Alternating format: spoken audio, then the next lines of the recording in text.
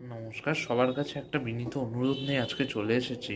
আজ প্রায় ১০০ দিনের উপর হয়ে গেল, যেমন ৭ই মে উচ্চ মাধ্যমিকের ফল প্রকাশ হয়েছে এবং তারপর থেকে এখনো পর্যন্ত কোনো রকম কোনো কলেজে ভর্তি হয়নি।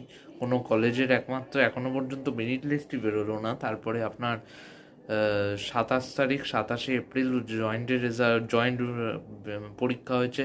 এখনো পর্যন্ত কোনো রকম কোনো রেজাল্ট হয়নি। WBCAP এখনো পর্যন্ত অ্যাডমিশন হয়নি। জেন পাস বা এএনএম, জিএনএম, নার্সিং বিভিন্ন ও ও যে কম্পিটিটিভ এক্সামগুলো সেগুলোর বিষয়ে কিছু হয়নি। নিটের কাউন্সেলিং স্থগিত হয়ে গেল এবং এর ফলে সর্বোচ্চ ক্ষেত্রে মানে সব দিক থেকে একটা জটিলতা তৈরি করে দিয়েছে আমাদের রাজ্য সরকার। কারণ আমাদের রাজ্য সরকার পুরো দমে যেন চাইছে যে 17% হোক এবং কারণ তাতে তাদের জেনারেলদের ক্ষতি হবে, কিন্তু তাদের ভোট ব্যাংকের স্বার্থে, শুধুমাত্র তাদের ভোট ব্যাংকের স্বার্থে এটা করছে এবং যাতে সাধারণ মানুষদের ক্ষতি করে। এবং 7% এবং 17%, আমার কথা হচ্ছে যে আপনি 90%-এ কেন করেননি? আপনি 90%-এর অ্যাডমিশনটা করিয়ে নিন, তারপরে আপনি 10%-এর আইনি জটিলতা কেটে গেলে আপনি 10%-এ অ্যাডমিশন নিয়ে নেবেন, সেটাই তো হবে।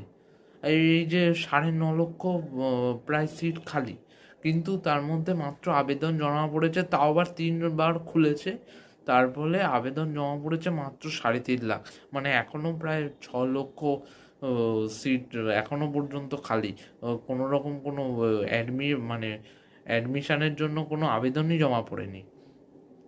এরকম একটা রাজ্য অচল অবস্থা চলতে থাকলে কিন্তু আগামী দিন ভয়াবহ আকার ধারণ করবে এবং কেউ আর এই রাজ্যে থাকবে না, সবাই বাইরে চলে যাবে এবং সবাই শিক্ষার একটা প্রাইভেটাইজেশন করার চেষ্টা করছেন। আমাদের মাননীয় সরকার, আমাদের মাননীয় মুখ্যমন্ত্রী এ নিয়ে কোনো রকম কোনো বক্তব্য নেই। তারা ওই কী ভাতা দিচ্ছে, এই দিচ্ছে, ওতেই ভোট ব্যাংকের স্বার্থে তারা রাজনীতি করে যাচ্ছে। এবং আমাদের শিক্ষামন্ত্রী নিজের কোনো সে নেই। তারা সে নিজে কি বলে কি করে সে নিজের কোনো সে নেই।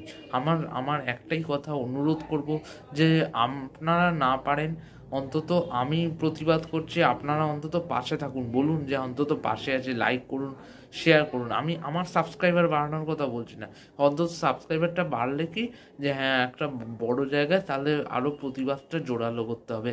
বা যদি আপনারা আমার সাবস্ক্রাইবার না বাড়ালে আপনারা যদি প্রতিবাদ করেন, আপনারা প্রতিবাদ করুন, কিন্তু অন্তত প্রতিবাদটা করুন, ওই মুখ ফিরিয়ে চলে যাবেন না। গার্জিয়ানদেরও অনুরোধ করছি যে নিজেদের ছেলে মেয়েদের হয়নি বলে আমরা শুধু মুখ ফিরিয়ে